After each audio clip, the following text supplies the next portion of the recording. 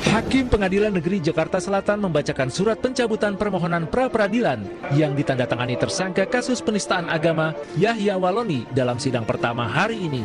Jadi masalah saya ini tidak perlu ada pra-peradilan, saya tidak perlu siapapun, saya manusia bisa berpikir dan bisa memahami persoalan saya ini dan saya hadapi dengan cara saya. Saya kira ini yang bisa saya sampaikan dan sebelumnya di hadapan khalayak, di hadapan yang mulia dan para wartawan, saya mohon maaf kepada seluruh masyarakat Indonesia, khusus kepada saudara-saudaraku sebangsa setanah air, kaum masyarakat. Seperti yang dia katakan itu dalam pencabutan dalam pencabutan surat pra peradilan di pengadilan negeri disampaikan langsung oleh yang bersangkutan, yaitu Ustadz Yahya Waloni, di depan hakim pra peradilan. Oh, ternyata takut dipenjara ya. Akhirnya Yahya Waloni minta maaf pada masyarakat dan kaum Nasrani, ngaku menyesal. Saya hanya manusia biasa.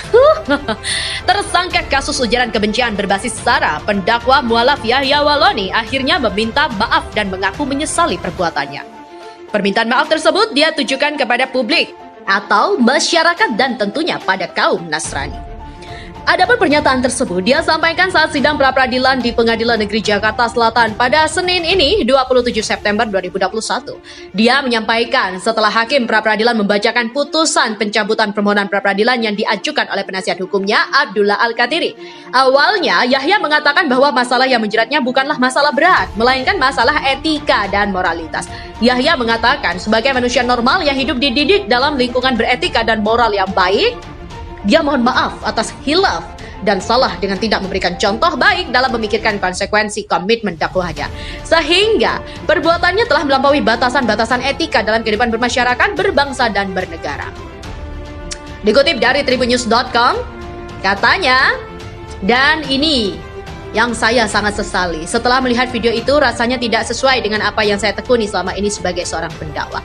Nabi mengajarkan kita untuk selalu mengedepankan akhlakul karimah, kata Yahya Waloni. Oleh karenanya, Yahya Waloni akhirnya meminta maaf kepada seluruh masyarakat Indonesia dan khususnya umat Nasrani atas perbuatannya itu.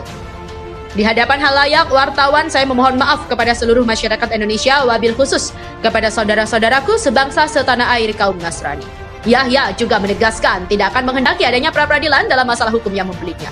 Dia pun lantas menegaskan tidak dipengaruhi siapapun atas pencabutan permohonan pra-peradilan tersebut dan menyatakan akan menghadapi persoalannya.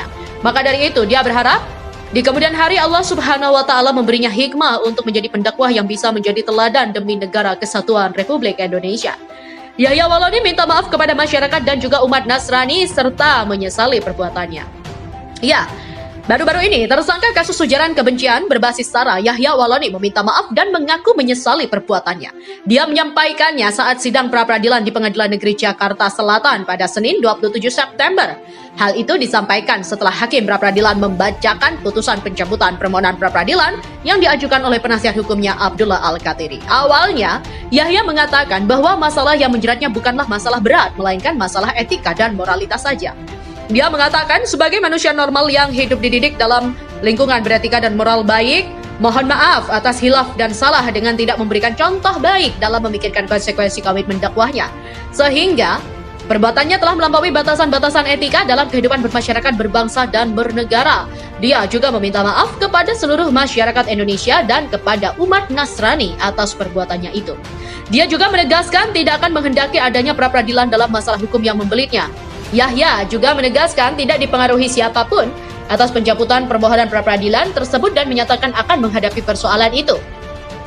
Dia berharap di kemudian hari Allah Subhanahu wa Ta'ala memberi hikmah untuk menjadi pendakwah yang bisa menjadi tauladan demi negara kesatuan Republik Indonesia. Terima kasih atas petunjuk yang diberikan oleh Yang Mulia dan kami akan hadapi ini dengan penuh keikhlasan, kesabaran atas pertolongan Allah Subhanahu wa Ta'ala, kata Yahya. Diberitakan sebelumnya, permohonan pra-peradilan terkait penetapan tersangka dalam kasus dugaan penistaan agama didaftarkan di Pengadilan Negeri Jakarta Selatan pada Senin 6 September 2021 oleh penasihat hukumnya yakni Abdullah Al-Qatiri. Pada pokoknya, alasan pengajuan pra-peradilan itu adalah untuk menguji apakah penetapan tersangka yang dilakukan oleh Polri sudah tepat atau tidak. Yahya ditangkap oleh Direktorat Tindak Pidana Cyber Bareskrim Polri pada Kamis 26 Agustus 2021 sekitar pukul 17 waktu Indonesia Barat. Dia ditangkap di rumahnya di perumahan klaster Dragon Cilengsi, Bogor, Jawa Barat. Hal tersebut berdasarkan laporan dari komunitas masyarakat cinta pluralisme yang terdaftar dengan nomor LP-B-027-4-2021-Bareskrim tertanggal Selasa 27 April 2021. Usai ditangkap, dia juga telah ditetapkan sebagai tersangka atas kasus ujaran kebencian yang berdasarkan SARA. Yahya disangkakan melanggar pasal 28 ayat 2, junto pasal 45 ayat 2 Undang-Undang ITE tentang ujaran kebencian dan juga SARA. Selain itu, dia juga disangka melanggar pasal 156A KUHP tentang penistaan agama.